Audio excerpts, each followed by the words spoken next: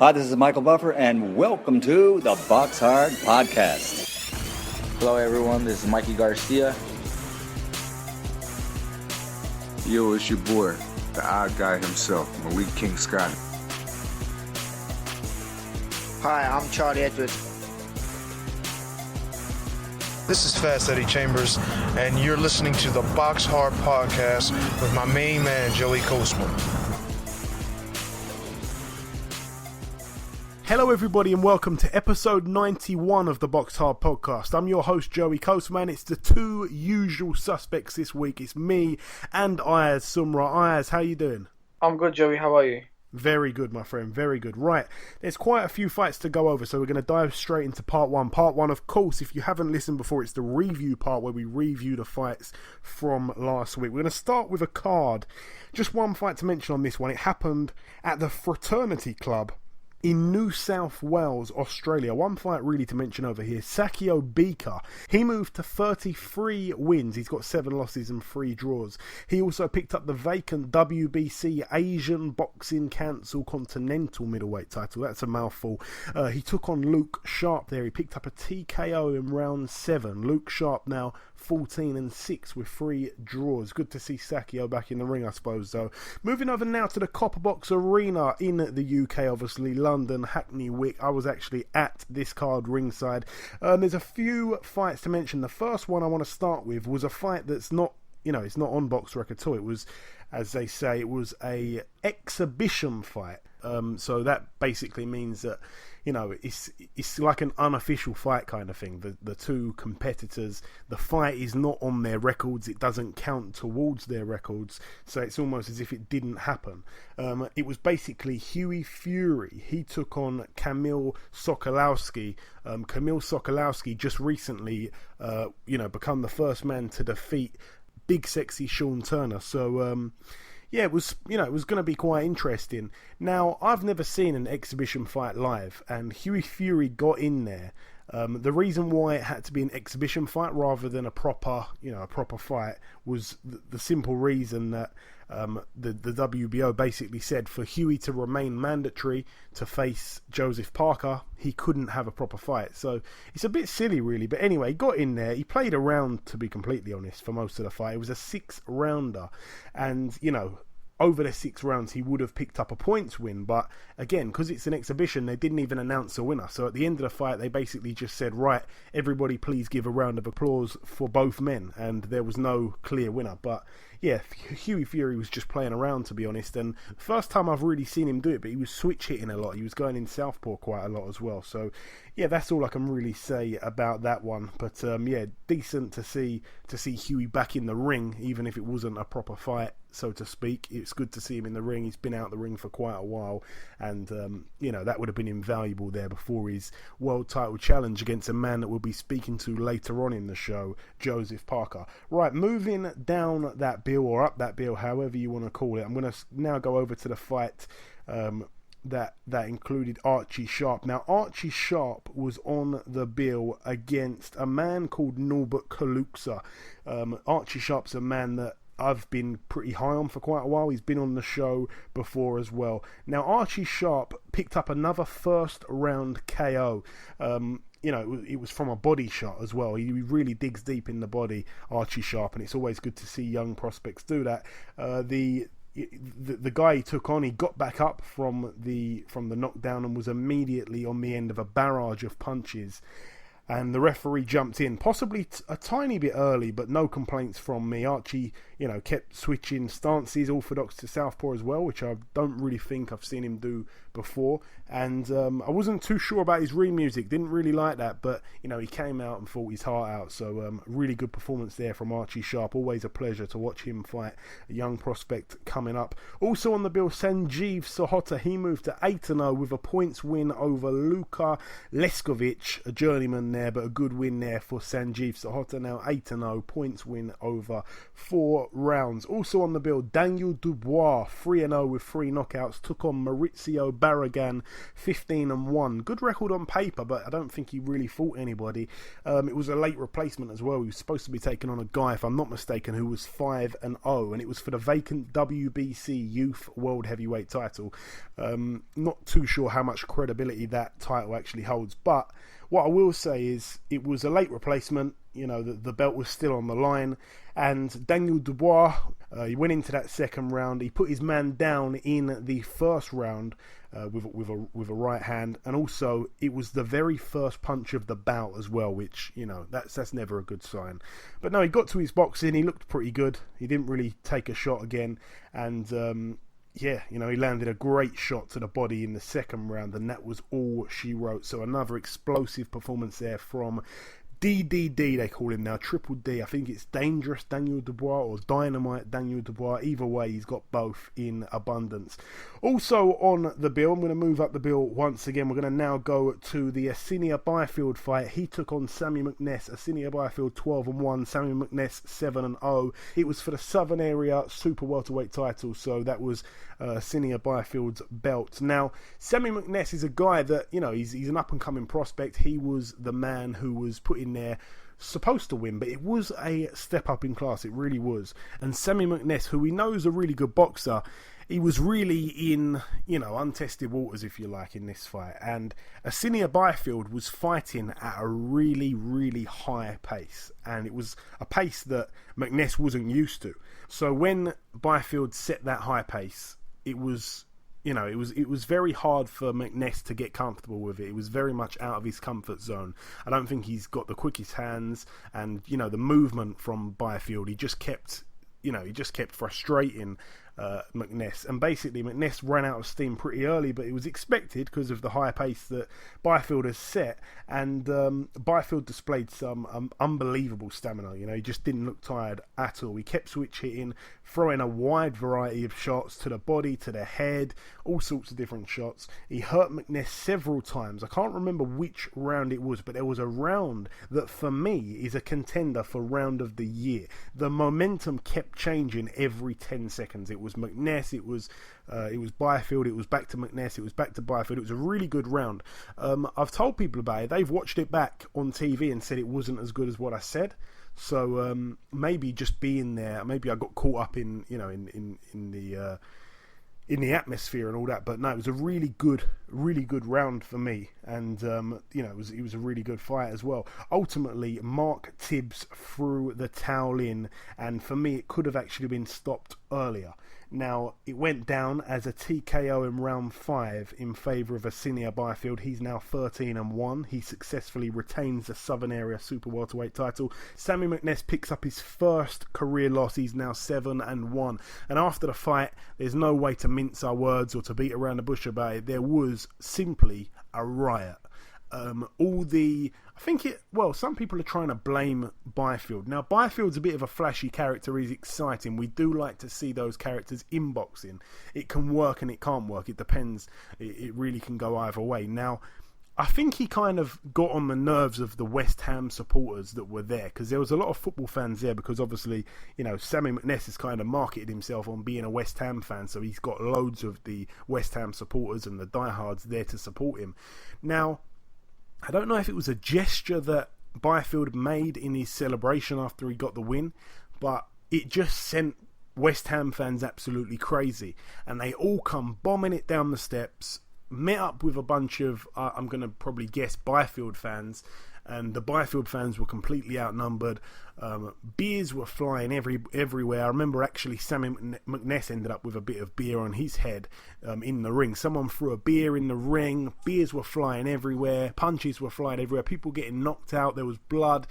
it was pretty wild. There's actually a YouTube video on the internet, and it's a 12-minute video. It kicks off like 3 times in 12 minutes, and there wasn't enough security to contain it.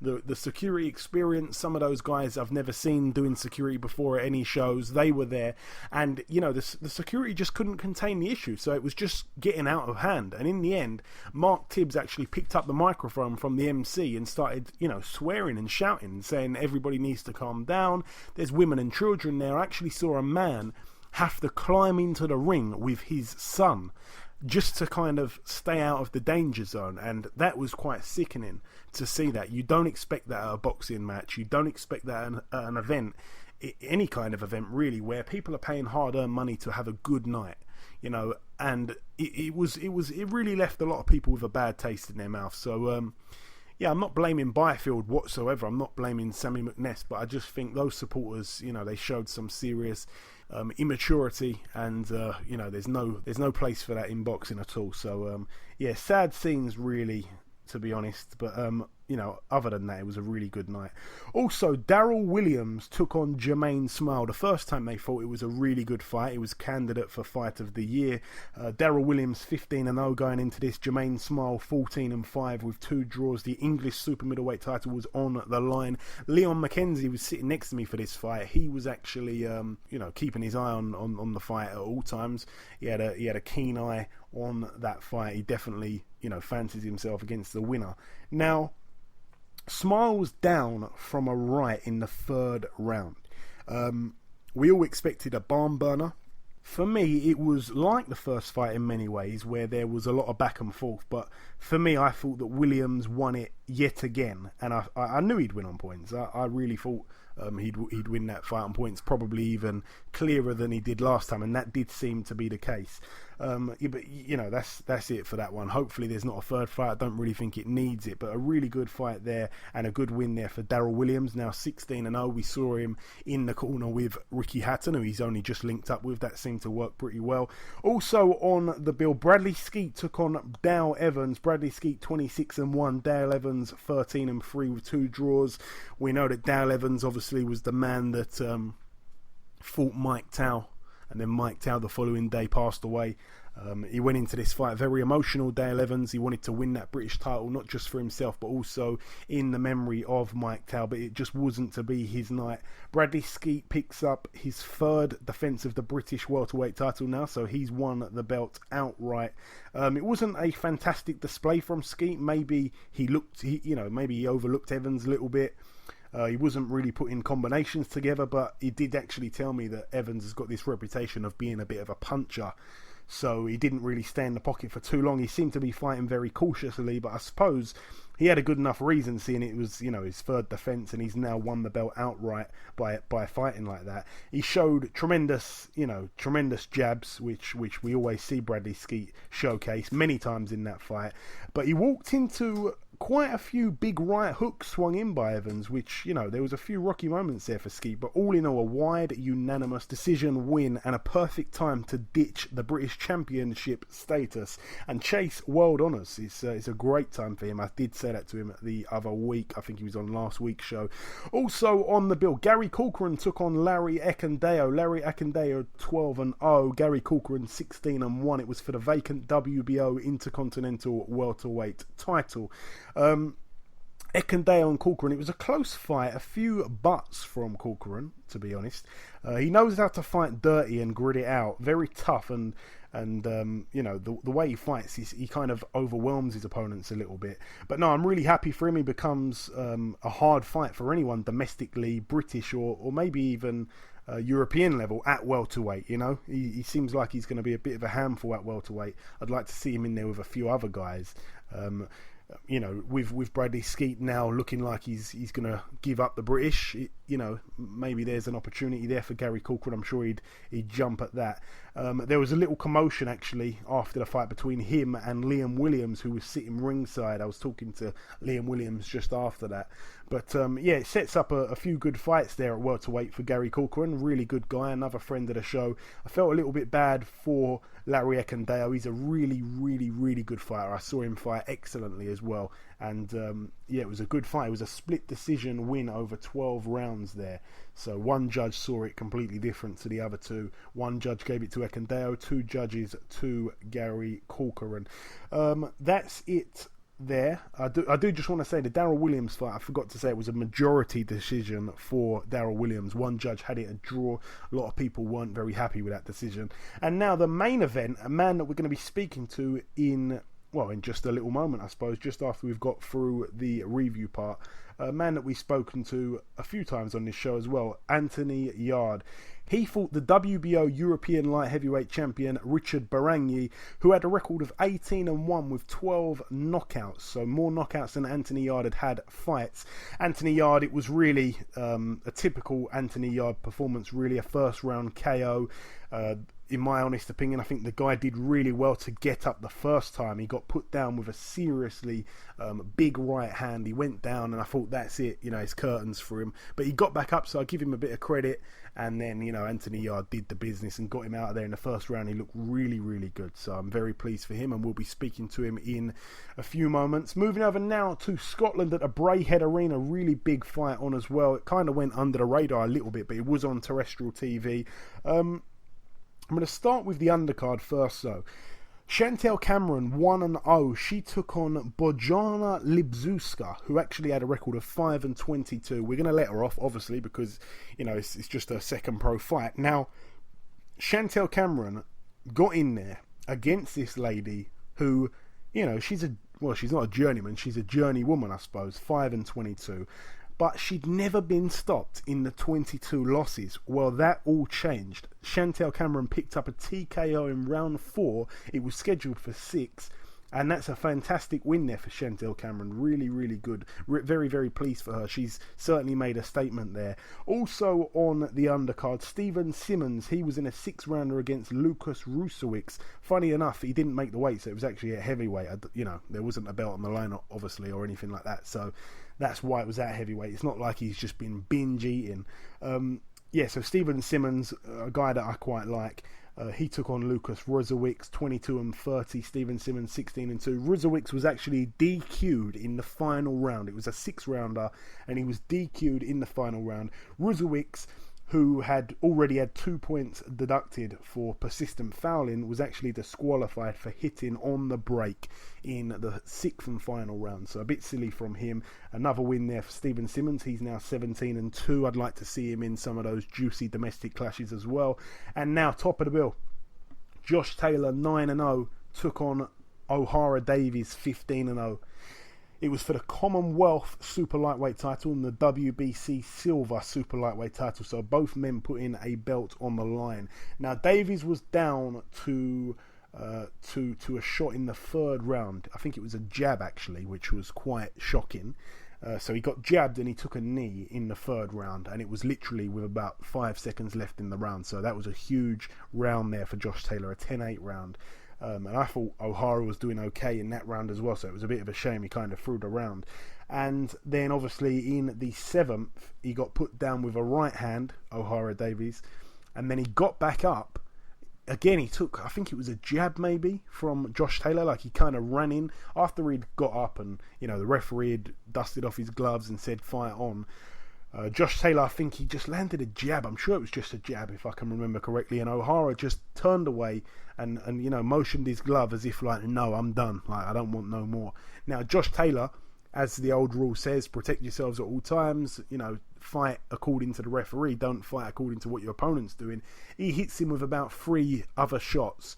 before the referee could jump in, really. It's not like football where you blow a whistle really quickly. The referee had to get over there and put his body between the two guys to break them up. So a huge loss there for O'Hara Davies. He's now 15-1. Josh Taylor moves to double figures. He put on a clinical boxing performance. Really, really fantastic win for him. He's now 10-0, perfect record. Ayaz, I know that you saw this fight. It was a very tough fight for O'Hara Davies, but we're not going to take nothing away from Josh Taylor. He looked absolutely phenomenal. I'll tell you what, yeah.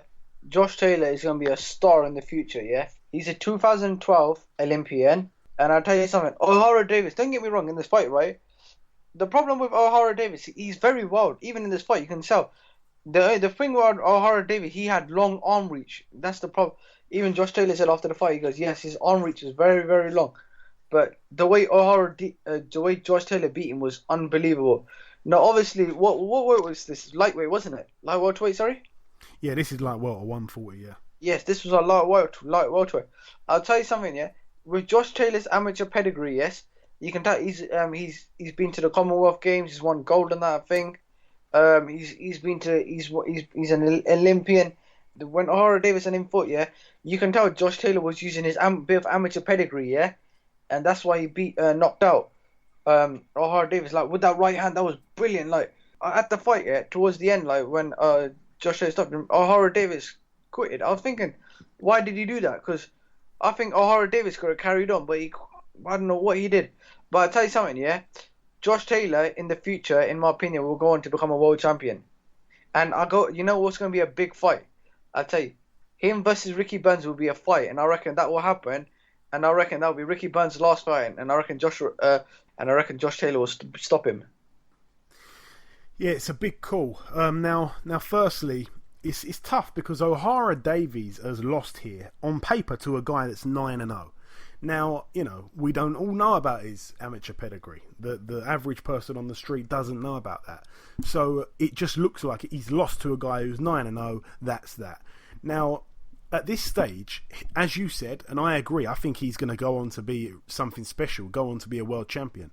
But because he hasn't done that yet, because he hasn't had the opportunity to prove that he's that good, it looks really bad. So some people are going, right, that's it, O'Hara needs to retire now. That's crazy talk, like this is a really special fighter he's lost to, and we've got to give him a lot of credit. He went over there, put his O on the line, travelled. It was on, a rival promoter's show, I suppose you could say, on Cyclone Promotions bill. And, he put it all in there. But I've got to be honest as well, as much as I do like O'Hara Davies, it was a little bit of a quit. Like those people that were bashing Kell Brook for quitting, this was worse than that. And I really, really want to stress the fact that I really do like O'Hara Davies. I stuck up for him in a couple of arguments earlier this week on Twitter. I really wanted him to win. I actually had him to win on points. That was the way I thought it was going to go. And he was fighting like a puncher too much. I think he was, loading up on these big hooks that were missing wildly. And, it was the first kind of time, because the fight was being fought so much up close, Josh Taylor was very, very well. He fought very, very well on the inside. Whereas O'Hara, strangely enough, with those long arms, he just couldn't really fight very good on the inside. So when the fight was fought at distance, he did pretty well. And when Josh Taylor was having a bit of a shootout with him, which was a little bit suicidal kind of idea, really, then O'Hara was looking good. But when the fight was being fought on the inside, they were trading on the inside, it was being fought up close, Josh Taylor just looked a level above. So we're very sad to see O'Hara lose his O, but listen, it's a fight that he's got to learn from, and he can certainly come back very stronger than that. And we wish both of them all the very best for the future. But again, both guys, let's not write O'Hara off yet. Let's not start jumping the gun with Josh Taylor yet as well. I think both men are going to be something special, and it's both. It's better to have a loss now when you've only had a handful of fights than when you've got to that top level and took a real beating from somebody that's 9-0. That'd be completely different. So credit to both guys there. But that's all I'm going to say on that fight over in Scotland. Moving over now to a card that happened on Sunday. Moving over to the last couple bills now from last weekend. There was a fight that happened at the DIVS in Russia. Dmitry Mikalenko, 22-1, put his WBC silver welterweight title on the line against a guy called Quadratilo Agurov or something like that. I can't really say his name. Now, it was a huge upset. Mykolenko lost a unanimous decision over 12 rounds, and his opponent had a record of 11-0. Now it's 12-0, and he also had a point took off as well. So I'm not sure of the scorecards, but yeah, he had a point taken off and still won a unanimous decision. So it sounds like it could have been pretty wide, and that's a huge upset over in Russia. So yeah, Quadratilo Abduzarov or whatever his name is, he's announced himself on that world scene. Well, he's the new WBC silver champion, so maybe he'll be in some big fights. Definitely a name to look out for. Also on that bill, Denis Lebedev, he put his WBA Super World Cruiserweight title on the line against Mark Flanagan. Mark Flanagan 22-4, now 22-5. Lebedev picked up win number 30. He's of course got 2 blemishes, those blemishes being losses. It was a unanimous decision win over 12 rounds for the old veteran Mr. Lebedev. Moving over now to York Hall, there was a fight to mention over there. Former opponent of Stephen Simmons, Wadi Camacho, he fought for the vacant English cruiserweight title. His record 17-6. He took on Arfan Iqbal, who I didn't really know too much about. Well, Arfan Iqbal took him apart and knocked him out in round 4. That's a huge win for Iqbal. He's the new English champion. He's now 12-0, and Wadi Camacho, 17 wins and 7 losses. His record, whenever he gets in there against somebody, like your Stephen Simmons, like your Isaac Chamberlain, and here, Arfan Iqbal, he comes up short. So I think they're going to probably try and make Wadi Camacho and Lawrence Okoli. I bet they make that fight. I'll guarantee you they try and make that fight soon, and that's going to be a fight where, unfortunately, he's going to rack up another loss. But no, I'd like to see that fight nonetheless. And moving over now to a card, just to wrap up the review side of the show. Moving over now to a card that happened earlier this week in Japan. I think it was Monday this week in Japan. Tomoki Kameda, the man that lost twice to Jamie McDonnell. His record 33-2. He took on former world title challenger as well, Ivan Morales, the brother of Eric Morales, the man that lost his world title fight to Lee Haskins over in Bristol or Wales. I can't remember. I think it was over in Wales now at the Ice Arena. Ivan Morales 31-2, really good record. He actually lost this fight, a 10-round unanimous decision in favour to Tomoki Kameda, so a good win there for him over in Tokyo, Japan. Kameda now 34-2, Ivan Morales 31-3, and that really wraps up the review. And it's now time to welcome a man that was part of the action last week. It's of course guest number 1. Ladies and gentlemen, please welcome the new WBO European light heavyweight champion, Mr. Anthony Yarde. Anthony, welcome to the show. Thank you, man. How are you? Yeah, all good, my man. You? Yeah, I'm good, thank you. Just resting up, chilling out, eating food. Absolutely. What you like to do best. Right, so Anthony, you fought on Saturday night. You topped the bill, actually. You took on Richard Barangyi. He was 18-1. We all know he had more knockouts than you'd had fights. On paper, it was a huge step up for you. But like 10 of your other 11 opponents, he got knocked out. And like 6 of those other 10 opponents, you knocked him out in the first round. It didn't last too long, but what did you make of it, Anthony? Well, I had a lot of stuff that I was going through before the fight. So I made up my mind that I wasn't going to go in there and play around or show any boxing skills. I was just going to go out there. Obviously, it's boxing, so you can't go in there reckless. But I knew that I was going to be hitting harder than usual, back him up. And then when I found out what shot is open, I'm going to throw it with a lot of ferocity. So I caught him with a shot I wanted to catch him with. And then I was surprised he got up, actually, because I actually threw that punch quite hard. And then as soon as he got up, I said, yeah, it's time. First round. Yeah, I was just going to ask you then. My next question was going to be, he did really well to get up from that first one. I didn't think he was going to get back up. I was going to ask, were you a little bit surprised that he did get back up? Yeah, definitely. Because I did hit him clean. I had my eyes on him the whole time. Sometimes when you throw punches, like some people close their eyes or whatever, my eyes were open. I saw where the punch landed, how it landed. I saw his eyes roll back, etc. So when he did get up from it, yeah, I was surprised. I just knew, sometimes these guys are tough, and obviously he's a champion. He don't want his belt to go. He was confident as well for the build-up. So I knew it was time to finish for it. And you say that you were going through some things outside of the ring. I mean, obviously you haven't got to say what they are, but can you shed any light on any of that at all? Oh, no, definitely. Some people that don't know about this, will say, oh, that's nothing. But some people that do know about it, I've got an abscess toothache. My tooth was infected just like literally come like 2 days before the fight. Some people noticed that at the press conference my face was a bit swollen, and I couldn't really talk properly. Obviously, I wasn't really, fond on taking painkillers, and I couldn't take antibiotics before the fight.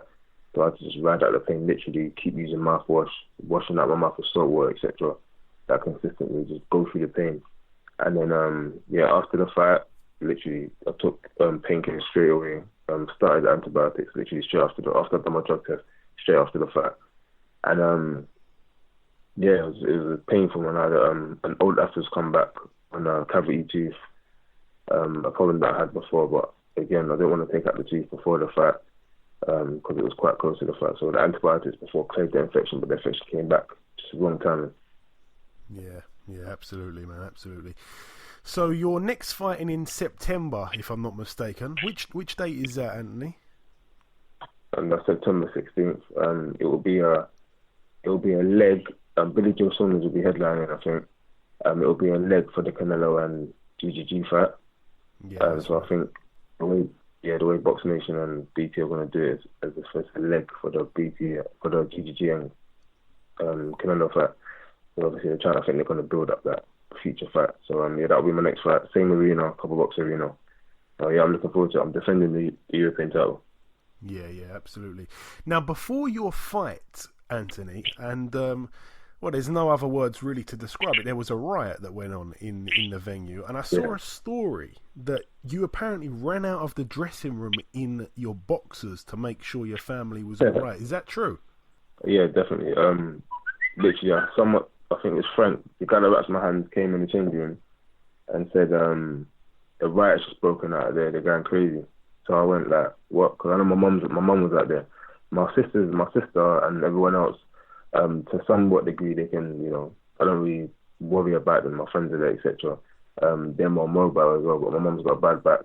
So I ran out there literally straight away, and then security came and said, like, where you going or whatever, there's a riot sign. I said, move out my face. I said, my mum's out there. So then they said, no, don't worry. Like, they went literally straight, made sure my mum was alright. Came back to me and said, yeah, she's with all my friends up there. They're fine. And then my sister came in the changing room and said, yeah, mum's alright or whatever. So I just calmed down a bit.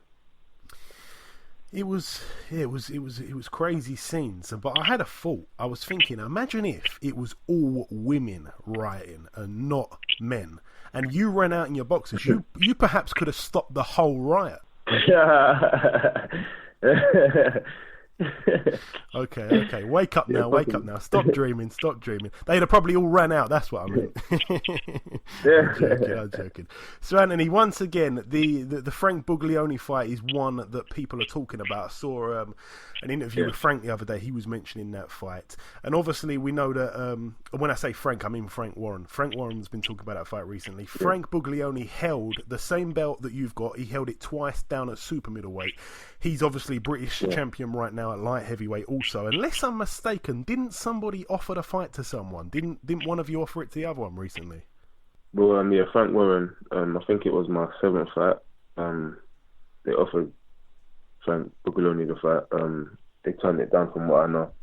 But again, I don't really get involved in that. When the fight's sorted out or it's been agreed, then I'll get excited about it. Other than that, sometimes people call out people's names or they say stuff that they don't really want for publicity or to get people talking. But sometimes it never happens because really and truly they don't want that fight. But again, I'm Anthony Yarde, I'm here. I ain't scared of no one in the division. If that fight does happen, we'll make it exciting. Everyone knows what I bring to the table. And yeah, if that fight happens, then I'll speak on it. But until then, we've offered the fight already. They didn't take it, so I have nothing to say on that fight. If it does happen, I'll be excited for the fans, etc. But my next fight is what I'm focusing on. I'm defending the European title, and he had that at super middle. Super middleweight is a completely different weight. You hit different. People say that I don't even look like a light heavyweight, so I'm hitting like a heavyweight. So don't compare any super middleweight accomplishments he had. He's at light heavy now. It's a completely different ballgame. Okay, fair enough. Have you got any idea who you'll be fighting yet, Anthony? Next. I don't know. I do know I'll be defending. Yeah, when everything does come out of the news is said, and yeah. Okay. And Anthony, some people criticise you and say that you only know one way of fighting. It's coming forward, and your right hand is literally all you have. Now, I know that's not true, and when you very kindly invited me down to your gym the other week, I got to see you spar mainly just using your left hand, and you displayed some quality with it that you probably haven't needed to show on fight night. Do you think some of these doubters, or haters, whatever you want to call them, do you reckon they're in for a big shock? If they think that all I do is come forward, they're in for a massive shake. But I think, again, that's people that just, they don't really know about boxing. Like, because if I was someone that just came forward, I'd be getting hit a lot. Or I would need different techniques, etc. When I come forward when I'm throwing shots that need to be thrown.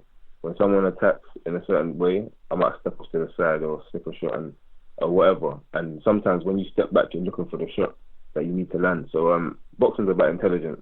It's like a chess game. Boxing, ring IQ, all the things that I'm learning. I've had limited experience, but I'm a student of the game, and I study and I practice a lot. So again, when the time's right, people will see different sides of me. Everyone knows I've got the one punch knockout power. I've got speed, etc. There's other questions people are going to ask. I want to keep people asking them questions. That means I'm doing something right. Yeah, I agree totally.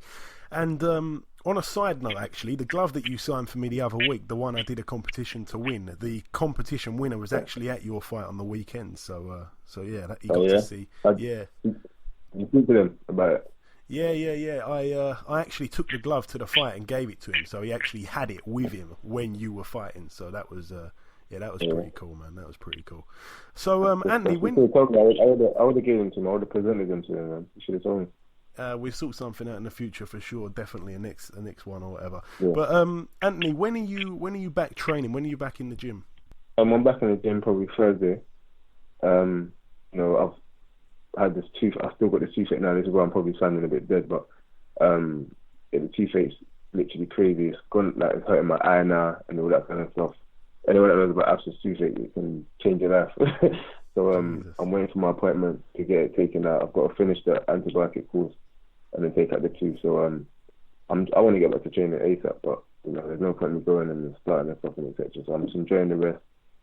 And then that's it. Probably Monday I'll be back. Okay. And by the way, if anybody hasn't seen the video of Anthony Yarde hitting the punch bag at Frank Warren's office, please go and find that video. It's already had loads and loads of views, but he breaks the high score, and his trainer Tunde breaks the machine. And I promise you will laugh so hard. If you haven't seen it, you'll laugh so hard. I actually call him Tombstone Tunde now because he buried that machine. You know what I mean? Anthony, I sent you a before we obviously went on air. I sent you a Michael Buffer impression. It wasn't that good. That's why I didn't want to say it on air. But have you got any impressions? I know you got the bad tooth at the minute, so I might let you off. But have you got any you can do, or are you not very good at that? For me personally, I think it was quality. Yeah, but are you good at impressions? Michael Buffer sent him No. In all honesty, I'm in so much pain, bro. I'm literally struggling to even open my mouth properly to get the words out.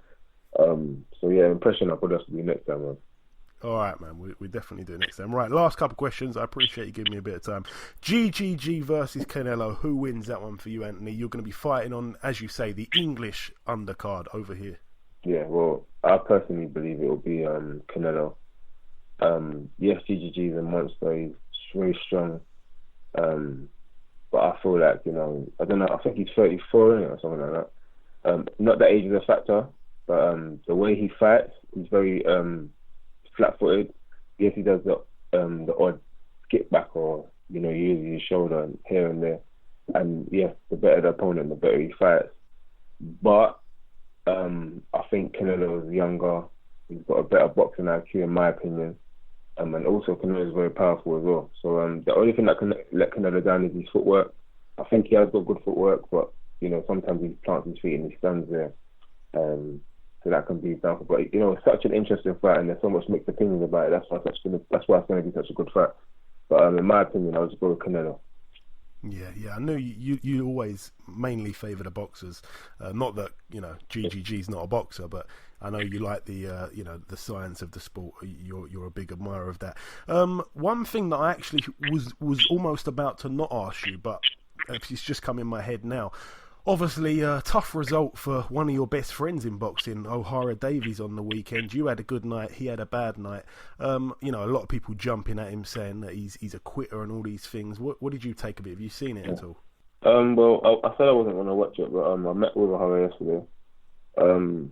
He seems like he's okay. He understands boxing. A lot of people don't understand, but boxing is a sport where you take risks, and sometimes the risks don't come off. That's what he did. He took a big risk. The wrist didn't come off, and he had a bad night. Literally, I think personally, I'm not the same because he's my friend, but I believe he has the attributes, and I believe he can beat Josh Taylor. Going off that performance, absolutely not. It was a bad night for him.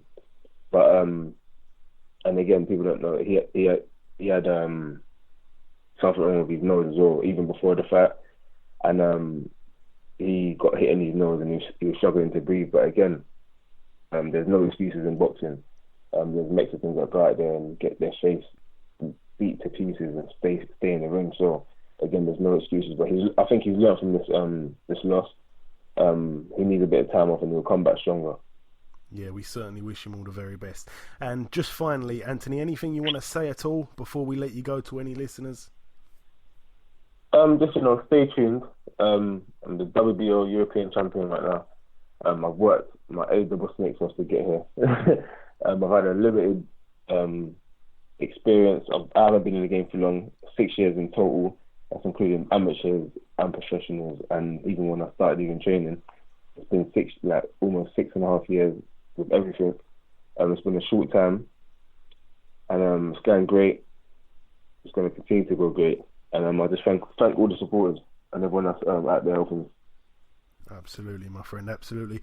Okay, listen, Anthony, it's always a pleasure speaking with you, my brother. We'll keep an eye out for what's next for you, and we'll speak again very soon. Thank you, I appreciate that. Anthony Yarde there. Okay, that's guest number 1 done. It's now time for guest number 2. Ladies and gentlemen, please welcome the unbeaten former WBC lightweight world champion, Mr. Omar Figueroa. Omar, welcome back on the show, my friend. Thank you for having me. Hey, it's always my pleasure, Omar. It truly is. So, Omar, we last spoke in August of last year, actually. So it's been 11 months, been quite a while. In that time, you still haven't fought, obviously. I know that you became a father once again in that time, so congratulations for that. Besides that, what else has actually gone on since we last spoke, Omar? Well, thank you for that. Not much. I mean, just getting ready for this fight, enjoying my time off, and enjoying my kids. Yeah, to be completely honest, that's probably the best thing that you could have said, in all honesty. When we last spoke, Omar, you told me that you wanted to fight Terence Crawford. Now, that indicated to me that you'd be fighting at 140 for the foreseeable future. However, this upcoming fight is obviously at 147. Are you in a position at the moment to commit to a definitive answer if 147 is going to be the weight that you're going to be at for the foreseeable future, to campaign at properly? No, I'm going to try and go back down to 140. Yeah. I got to first off see if that's even possible. And if it is, then I do plan to get back down to 140 because I felt great at 140. The only reason this one's at 147 is because of all the other weight that I had gained in my time off. And, we wanted to take a little break before we went back down even further. Yeah, fair enough. So you're returning to the ring on Saturday after 19 months out against Robert Guerrero, of all people.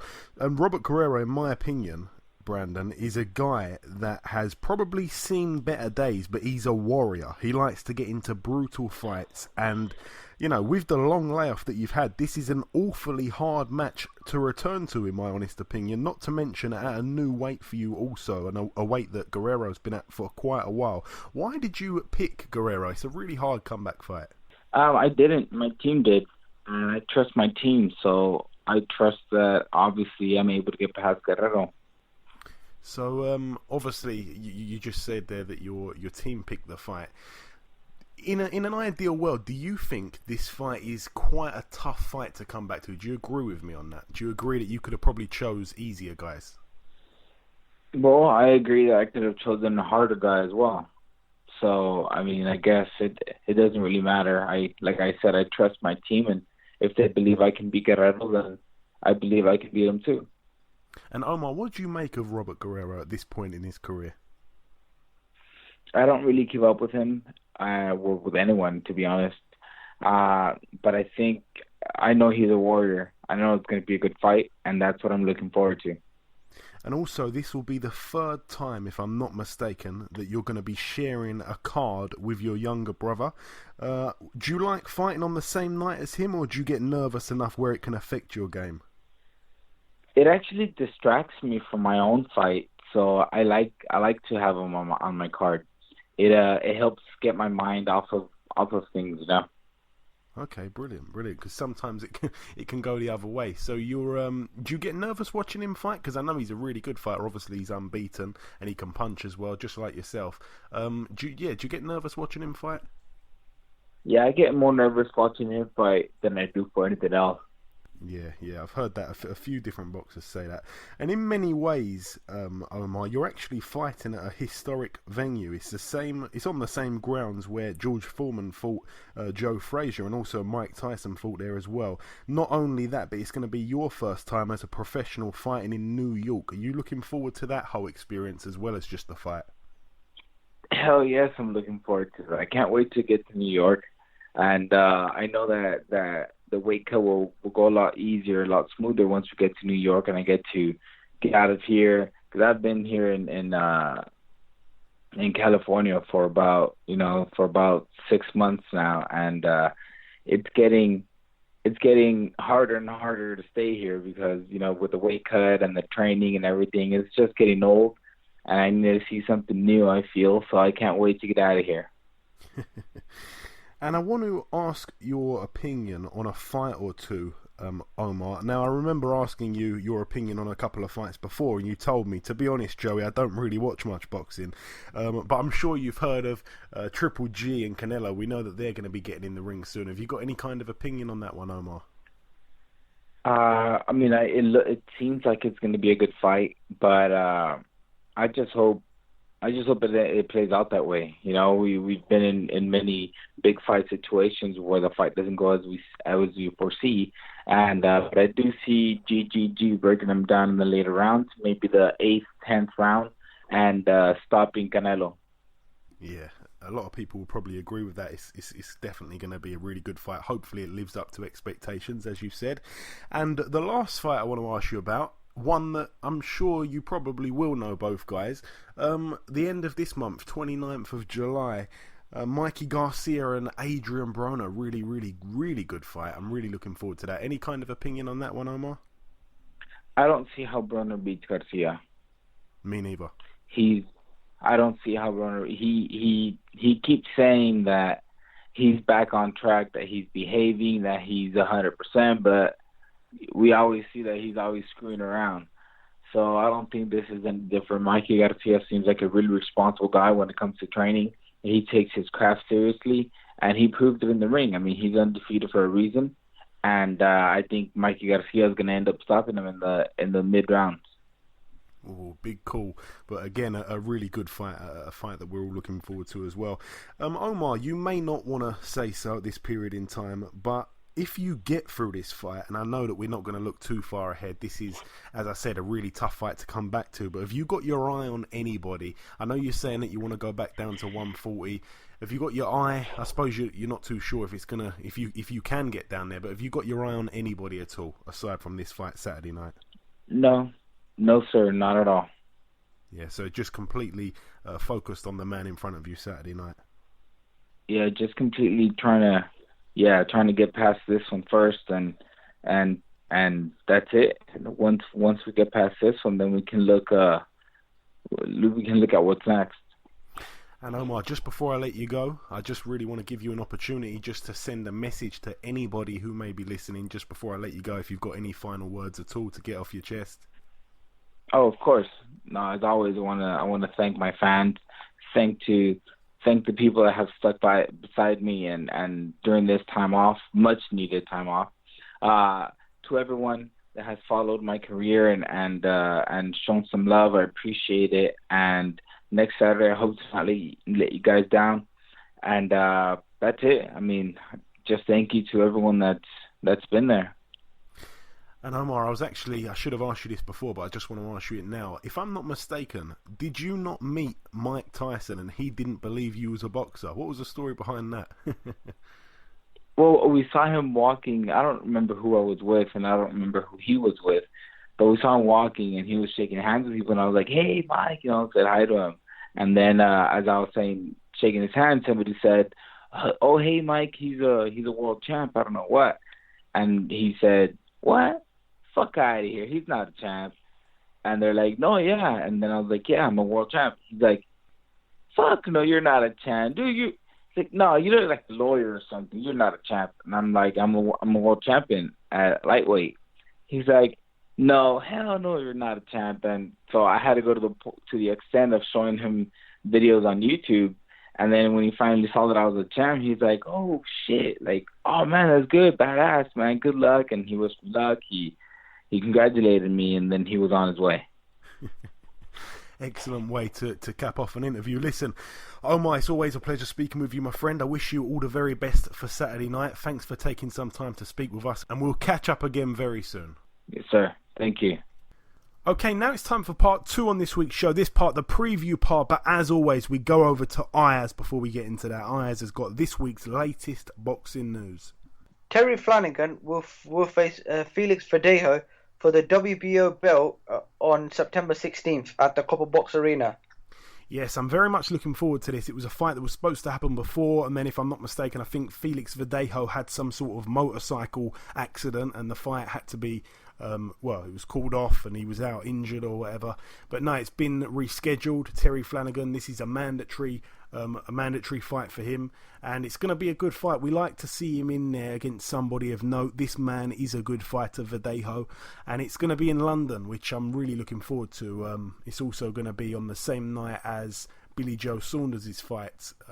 He's going to be fighting somebody. I think that opponent's going to be announced. Oh no, it has been announced actually. He's taken on Willie Monroe Jr., a man that shared the ring with Golovkin and gave him a few problems before he got stopped.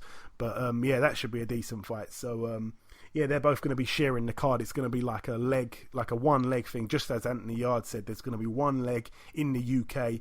Then a few hours later, it's going to go out to the States, and it's going to be Golovkin and Canelo. It's like a UK-based undercard. So yeah, I'm looking forward to seeing that all unfold. It's going to be great. WBC orders David Benavidez and Anthony Darrell to start negotiating fight for governing body's vacant super middleweight title. Yes, Anthony Darrell, who we thought was going to be fighting Callum Smith, and I really need some more information on this because I can't understand what's going on. He was supposed to be taking on Callum Smith. If I'm not mistaken, Callum Smith's still the mandatory, but now he's entered this Super 6 or whatever they're calling it, the Super Series tournament at super middleweight, and Anthony Darrell's now going to be taking on David Benavidez for the vacant WBC super middleweight title. So it's a great fight. David Benavidez is a man that I'm really excited about, and it's going to be a great fight, but I just feel a bit let down because I thought Callum Smith was going to be getting a straight world title shot, and I'm not sure if it's been announced who he's going to be taking on in this super tournament, which is, it's good that he's signed up for it, but I just wanted to see him try and win a world title as soon as possible, and I don't think that this format is going to do that for him. He might be in some bigger fights over a longer period of time, but I thought that Darrell fight was a really, really good fight, and one that I think he would have probably won easier than some of the guys that's in this tournament. So we'll have to wait and see, but yeah, good fight there. Leo Santa Cruz versus Abner Mares is set for October the 7th at Staples Center.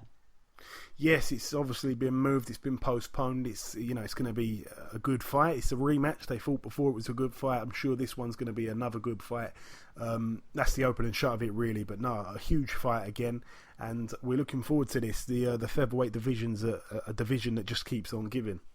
Katie Taylor has been added off the undercard for Adrian Broner versus Mikey Garcia. Yeah, Katie Taylor, we've heard from Eddie Hearn a few times that she was perhaps going to be getting on some kind of bill over in the States. It's great exposure. We're not too sure who she's going to be fighting yet. Hopefully the American audience, get a glimpse of her and like what they see.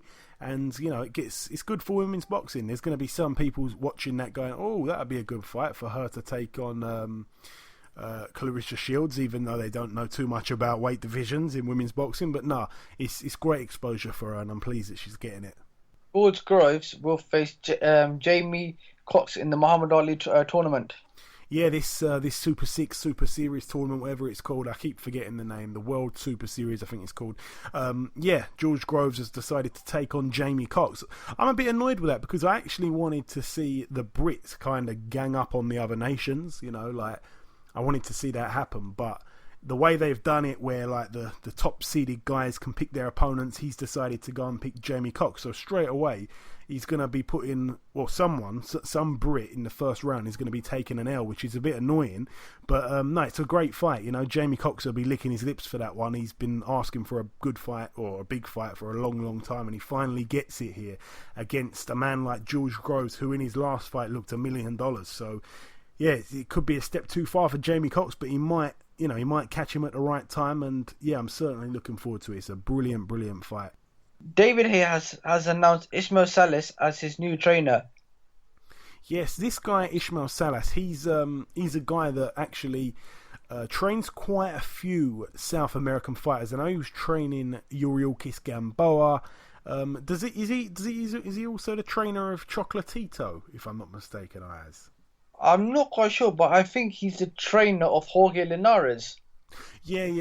That's right. Yeah. So yeah, he's trained some serious talent, and I'm pretty sure he doesn't even speak English. So it's a really weird link up, and I'm guessing he's going to be travelling over to the UK because, I can't see David Haye moving abroad for training. I can't see him going abroad for training at this part of his career.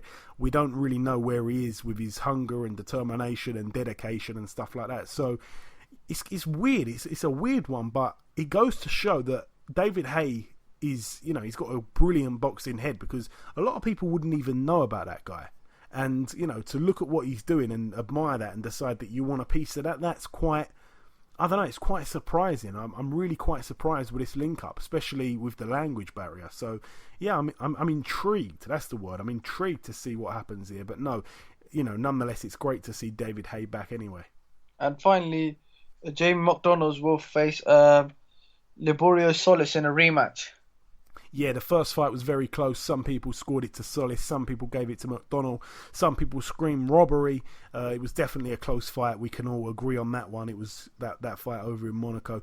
And yeah, it's been rescheduled. So this is brilliant because Jamie McDonald, he really could have just vacated and moved up, or he could have probably tried to, search for something else, try and look for a different opponent. But it just goes to show the fighter in this man. He's not quite normal. He wants another piece of that, and he wants to prove to people that no, it wasn't a close fight. I'm going to shut him out properly now. I'm going to show you how to come back on a fight where it was very close, it was subjective, it could have gone either way. Now I'm going to show you who's a clear winner, who's the clearly better fighter.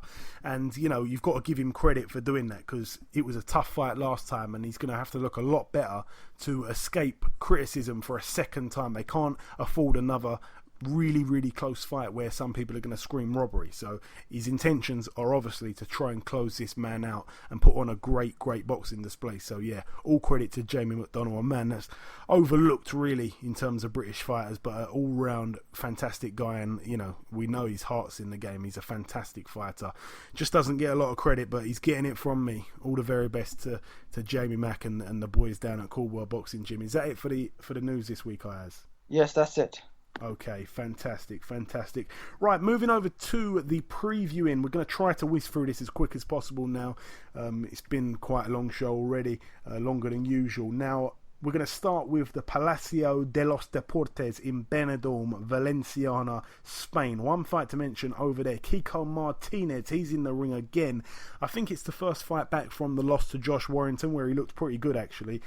He's in an 8-rounder against Franklin Varela, who actually has a record of 22-33. Kiko Martinez 36-8 with one draw. Again, he likes to go back to Spain and have all these weird fights against journeymen and just wait for another big fight. It's annoying to see, to be honest. He's starting to have a bit of a padded record, where when he first took on Frampton the first time round, he didn't really have that. So yeah, it's a shame, but that's what he does. That's it for Spain. Moving over now to the Belasco Theatre, Los Angeles, California. One fight to mention on this bill, a young prospect, Joshua Franco. We've talked about him on this show many times. We're high on him. He's in a 6-rounder at bantamweight against Antonio Rodriguez, who has a record of 11-16 with one draw. Joshua Franco 11-0 as well. Also on that bill, Edgar Valerio 10-0. He takes on Guerrero Ochoa 18-11. Really good fight there. That's an 8-rounder at featherweight. All the very best to Valerio and Franco. Moving over now to the EWS Arena in Germany. One fight to mention on this bill.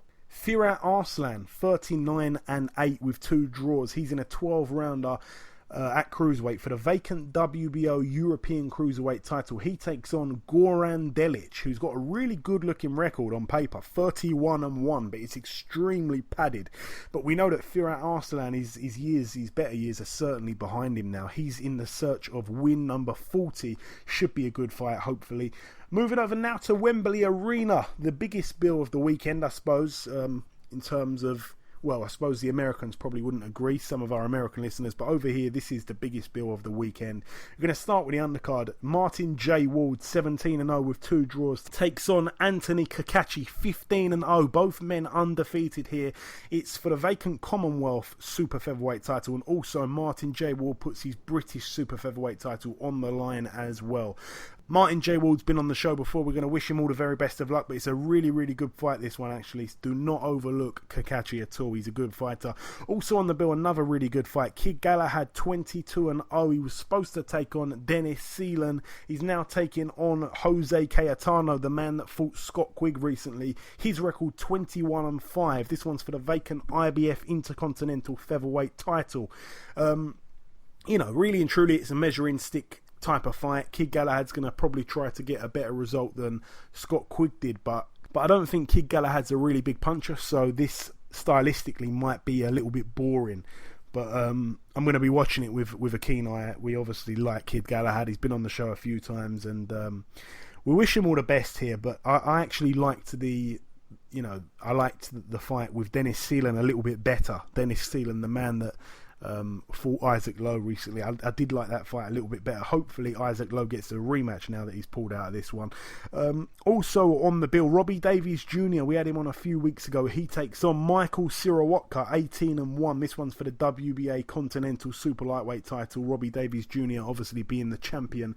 Now, Robbie Davies Jr., if you haven't listened to the interview, someone actually said, it was crazy how much knowledge he had. He literally knows everything about every boxer in every division. So he knew a hell of a lot about this guy, Sirawotka, and we had a really good time having him on the show. It was really good. It was we found out a lot, and it was just brilliant to have him on. So we wish him all the very best of luck. It's a 12-rounder there at 140, and he's a man that's in the picture with O'Hara Davies as well. I know that O'Hara will be looking for a big fight, and perhaps after this, that can be a fight that can be sorted out. I know that Robbie Davies Jr.'s manager, Neil Marsh, he was actually saying that O'Hara, he's not worth their time anymore, kind of thing, the way he was talking earlier this week on Twitter. So yeah, a good fight. We wish Robbie all the very best of luck in that one. And last week's guest, Lee Selby, 24-1. He's on this bill against Jonathan Victor Barros, 41-4 with one draw. It's a mandatory fight. Lee Selby was supposed to fight him in the States. He didn't pass the medical there, Barros, but he's back, and it's obviously happening in the Wembley Arena. Lee Selby, a class fighter. He's obviously defending his IBF World Featherweight title here. It's a 12-rounder, as it should be for a world title fight, as it has to be. And this is a fight where really I don't know too much about Barros. I've got to be honest. Like, I haven't really watched too much of him. I saw Mikey Garcia take him apart and stop him. He's the only man to have stopped him. Mikey Garcia sent him a little bit of advice on our show a few weeks back, and Lee Selby responded to it last week. That was brilliant to do. But no, Lee Selby, we're big fans of him here. We've actually been accused of being too sort of much banging the Selby drum. So I'm gonna kick back for this one. I'm gonna say great fight. We wish Lee Selby all the very best. Hopefully he picks up another win, another defence. And top of the bill, Chris Eubank Jr. 24-1 takes on Arthur Abraham 46-5.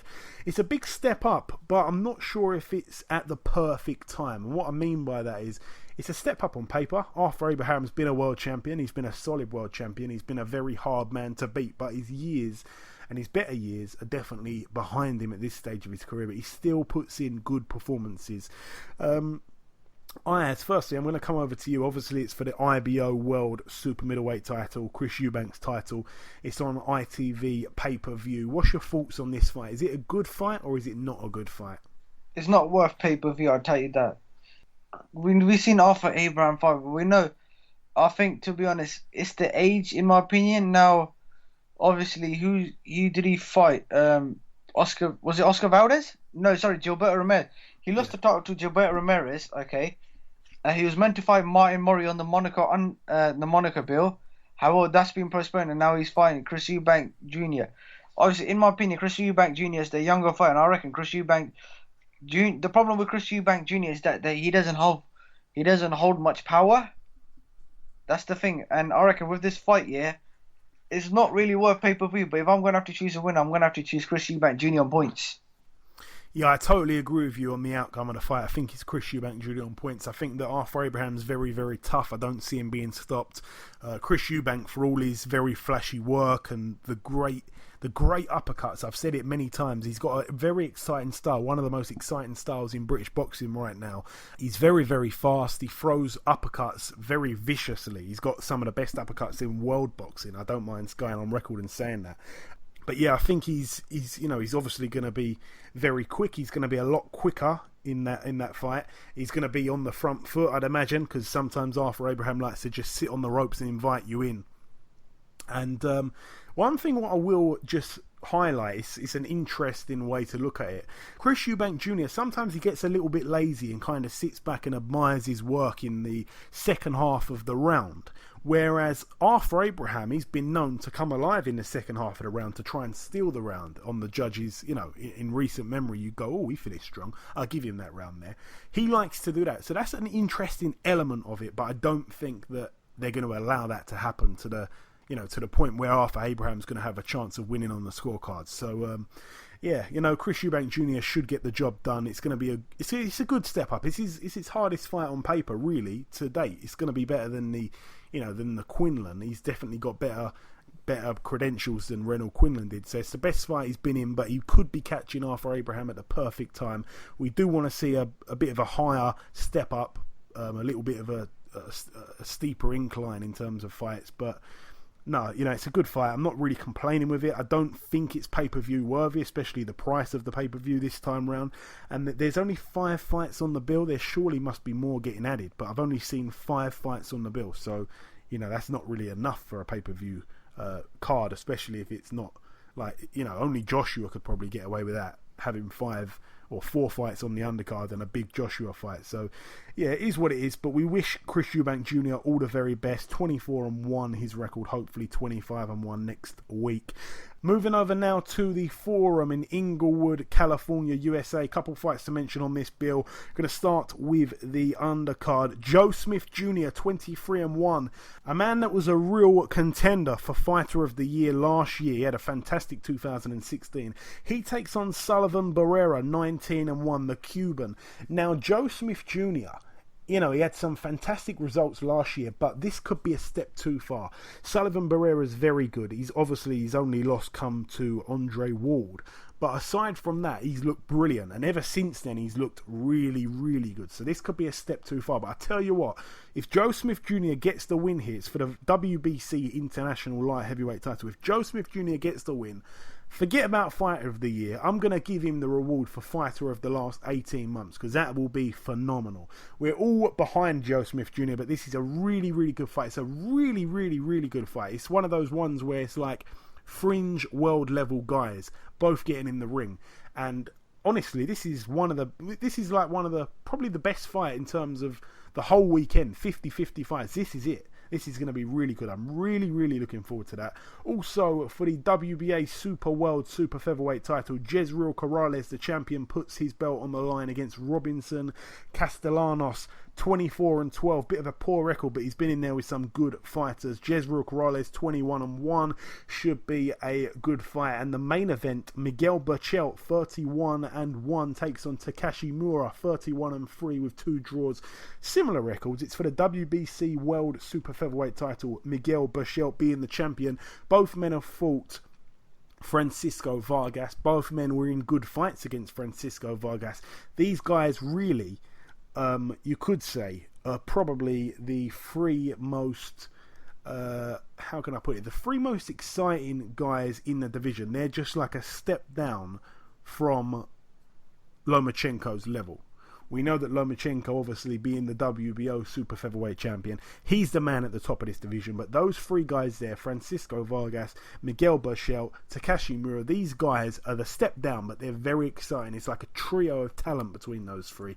They all make for good fights. Takashi Miura lost to Francisco Vargas. Miguel Berchelt beat Francisco Vargas. But no, there's some fantastic fights that can be made at Super Featherweight. It's really booming at the moment. Should be a great card there in California. Moving over now to the Nassau Coliseum. Top of the bill, a man that we spoke to earlier, Omar Figueroa. He takes on Robert Guerrero, 33-5 with 1 draw. Omar Figueroa 26-0 with 1 draw. It's a 10-rounder at welterweight. It's going to be interesting to see how Omar Figueroa looks at 147. Obviously, as I mentioned, Robert Guerrero's been there for quite a while now. He's a bit of a warrior. Omar Figueroa been out the ring for a long time. It's a very tough fight to come back to. I just hope that Omar Figueroa is not going to be overlooking him, because this could be, this could be a real war, and a war that he's not ready for. So again, a really, really good fight, one that I'm going to be watching with a keen eye. Also on that bill, Marcus Brown, 19-0. He looks to move to 20-0. He's in a 10-rounder at light heavyweight against Shawnee Monaghan, a man that was in the talks for some sort of fight against Adonis Stevenson a while back, until that fight ended up falling through. So that should be a decent fight. Marcus Brown, obviously an Olympian, a good fighter on the up. He's been making a lot of noise. He's been calling out Bellew, actually, even though he's at light heavyweight for this one. But an exciting fighter. And Sean Monaghan with the big long record, 28-0. He puts it all on the line here. Both men undefeated. There's a few undefeated versus undefeated fights this weekend, and this is one to really look forward to. Also on the bill, friend of the show, Artur Spilka, 20-2. He takes on Adam Kaunacki, 15-0. Both men natives from Poland. Kaunacki, if I'm not mistaken, living in the USA. It's a 10-rounder at heavyweight. We wish Artur Spilka all the very best. He's obviously mixed it at the better level, got the better wins, got the better resume. But Kaunacki doesn't know how to lose. He's undefeated in 15. So it should be a really good fight there, especially for the Polish fans in New York, USA, this one. Also on the bill, I will just mention the brother of Omar Figueroa. I touched on it earlier when we spoke to Omar, Brandon Figueroa. He's on the bill. His record 12-0. His opponent yet to be announced. That's an 8-rounder, that one. And Jamal James, a guy that I don't know too much about. His record 20-1. He's in a 10-rounder at welterweight against Jojo Dan, 36-4. So that might be one to avoid. We're not huge fans of Jojo Dan over here. And finally, the final bill to mention of the preview part of the show. It's actually happening next Tuesday, okay? So, again, it's the same situation as one of the cards last week. I can't remember which card it was now. It was that one in Tokyo, actually. That was the one. It was a fight where basically it wasn't happening on the weekend, but it was going to be happening on the Monday or on the Tuesday. This fight's happening next Tuesday, so it's going to be Tuesday the 18th. By the time we've done the next show, the fight would have happened, so there's no point mentioning it on next show. We're going to talk about the result on next week's show, But a couple fights to mention on the bill really. Miguel Flores, 21-1. He takes on Chris Avalos, 26-5. By the way, this is at the Rapids Coliseum in Alexandria, Louisiana, USA. And also on the bill, the real reason that I mention this bill is the heavyweight champion, well, the former heavyweight champion, Charles Martin, 24-1 with one draw. He takes on Michael Marone, 21-7. So he makes a return to the ring. He's had a couple little fights on these Tuesday night fight nights, which again have been against nobody of note, but he's trying to get back in the picture. He's sending a few videos out here and there, looking a bit wild as well. And also Edwin Rodriguez, 28-2. He takes on Giovanni Javier Gomez, 17-14. An honourable mention there to Edwin Rodriguez, a man that has underachieved a little bit, I suppose. 28-2. He's in an 8-rounder at cruiserweight as well, so should be a good night of fights, even next Tuesday, especially this weekend coming, but even next Tuesday as well. Okay, that's it for the preview, and we've done the news, we've done the reviews, we spoke to both guests earlier. It's now time for the third and final guest. Ladies and gentlemen, please welcome the current WBO heavyweight world champion, Mr. Joseph Parker. Joseph, welcome to the show. Hey, thanks for having me on. Hey, it's always a pleasure, Joe. It always is my pleasure. So, Joe, I was actually shocked because when I checked, when we last spoke on this show, it was just before you became champion. The last time you were on, I actually ended the interview by saying, hopefully, Joe, next time we speak, I'll be talking to the new WBO heavyweight champion of the world, and here we are. Yeah, here we are again. I mean, it was a while ago, but since then I was able to achieve being champion of the world, and it's been a great journey so far. Yeah, it certainly has. And Joseph, what are you making of the UK so far? I was obviously with you on Saturday night, and I kept seeing crowds of people stopping you for photos. How well have you been received by the British public? I mean, we've been received very well, and we're pretty. It's great to see the support that we're getting here. I'm enjoying myself so far. You know, checking out different gyms and hotels that we're able to stay in once we're here again for the fight, and loving the weather. It's nice and warm, so just making the most of my time here before I head back to Vegas to start training again for the next fight. And obviously, whilst you were here, you've spent a little bit of time with David Haye. I know that you bumped into him quite randomly. How was all that? You know, what did you guys get up to, if you can talk about that? Yeah, we bumped into him, and then we made plans to catch up. It was just great to sort of see where he trains and what he does for his training, and just showing us different things that I hadn't really seen before. So it's great to have him on side, and he said he'll be there to help us with anything that we need once we're back. So it's big thanks to him for looking after our team while we're here. And Joseph, really quickly, just before we get into what's next for you, the Andy Ruiz Jr. fight for the vacant world title was a really, really good fight. I remember watching that. You've obviously defended the belt just the once so far, and that was against Kojanu. Just a quick note on both of those fights, Joseph. What did you make of those two fights there? With the Ruiz fight, obviously it was a very hard fight. I mean, Ruiz came prepared, and we're both pretty hungry to get that world title. So it was a good competition. Ruiz is probably one of the hardest fighters I've fought in terms of speed, boxing skill, and just he hit pretty hard. With the Kojanu fight, it was a good first defense. It was supposed to be against Fury, but they pulled out because of injury. So it was good just to get in there and keep learning, keep moving around, and just gaining that ring experience. And it was good just to get the win. Obviously, it wasn't the best performance, but I think there's a lot of improvement to be done. And once I'm back, I'll show that I could do a lot better than what I did with that fight. So on to the next one, Joseph. You missed Hughie Fury's exhibition fight on Saturday, but that didn't really matter. You were there to announce the fight between the pair of you, and this is going to be your second world title defence. It's happening in Manchester this time around. It's finally been rescheduled for September the 23rd. Firstly, why is the fight now happening in the UK, Joseph? I was always a little bit sceptical of the fight happening in New Zealand to begin with. Why is it now happening in the UK? Well, I mean, what's the fight? It would be held when Fury first pulled out. You know, we were, I think, a good credit to my team for getting in a last-minute opponent, which was a big thanks to him. So I was able to get in the ring, and we're training hard, so it was good to get in there and just keep moving around. Like I said, get more experience. But now it's time for us to move in. I love the home crowd in New Zealand. I love being in front of everyone back home, and I love the setup we had. But it's time to move here and fight here in the UK, this is where the heavyweights are at the moment. So I think it's time for us to come here and be a part of it, but also hopefully we can put on a great performance and a great display and show everyone what we're made of. And what do you make of Hughie Fury as a fighter, Joseph? Oh, I have a lot of respect for Hughie and the team that he has. His coach, Peter Fury, is a great coach who took Tyson to the World Championship and helped them beat Wladimir Klitschko, who dominated for a long time. The way that I see Hughie fighting is that he's got a lot of movement. He's got an awkward defensive style, so I'm looking forward to actually testing myself against what he brings to the ring. And you guys met the other day. Obviously, you looked to get on pretty well, to be honest. You and Hughie, you look like good friends in some parts of the night. But since then, he made a comment. I don't know if you saw it. He said he looked into your eyes and saw a scared man. Do you have any reaction to those words there? No, you can't really see a scared man through their eyes, to be honest. When I see every opponent that I get in the ring with, I respect it. I respect anyone that jumps to the ring because boxing is a hard sport, but there's no fear in my eyes.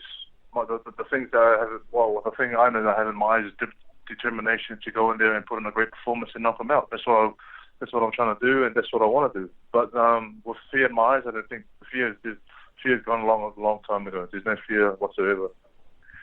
Well said, well said. And also, since we last spoke, Joshua took on Klitschko in what was one of the most entertaining heavyweight fights in recent years. What did you make of that one? It was a heavyweight contest of Klitschko and Joshua. I think Klitschko hasn't been in an exciting fight like that for a long time, and it was great for Joshua to come back after being dropped and beat Klitschko, who's very experienced and who dominated for a very long time. And we're just wrapping this up, Joseph. Last couple of questions now. So you're obviously still in the UK at the moment. When will camp start for this fight here in the UK against Hughie Fury? When will camp start? We're off to Manchester at the moment. We've got a press conference. We fly back to Vegas tomorrow, where we start our 8-week training camp, and then we'll probably be here in the UK 2 weeks before the fight to acclimatise and get used to just the time zone here. So we've got a 10-week solid camp that we're looking forward to, and I think once this is done, we'll be in great shape and looking to dominate. And Joseph, one thing that I wanted to ask you, I know that in your spare time you still play the guitar. Yeah, I still play the guitar, still play the piano, and I think it's important to have these things just to think of those sports where you fully focus on it. But I mean, in your spare time, it's good just to relax and do something else, something different.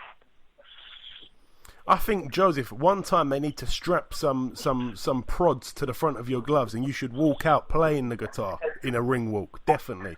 I think one day I shall do that, but at the meantime, I'll just focus on doing what I have to do, and that's to box and box smart. Of course, my friend, of course. Right, just before we let you go, Joseph, anything you want to tell our listeners, anything at all? No, I just want to say thanks, everyone, for the great support. Looking forward to the great camp. Looking forward to being back here and putting on a great show. I want everyone to tune in and see a great heavyweight performance by me and Hughie, and it'll be a great night of fun. Absolutely. And thank you for always looking out and thanks for your time. Absolutely, my friend. Listen, Joseph, it's always a pleasure speaking with you. Have a safe flight back home. Best of luck, and we'll speak again very soon. Thanks, Joey. Appreciate it. Okay, now it's time to conclude episode 91 of the BoxHard Podcast. I've been your host, Joey Coastman. Ayaz Summer has been Ayaz Summer. A big thank you to our three guests on this week's podcast. The former lightweight world champion, Omar Figueroa, the current heavyweight world champion, Joseph Parker, and the new WBO European champion, Mr. Anthony Yarde. Once again, the biggest thanks of all goes out to the listeners that we get each and every week. Enjoy your weekends. Thanks for listening, and we'll see you next week.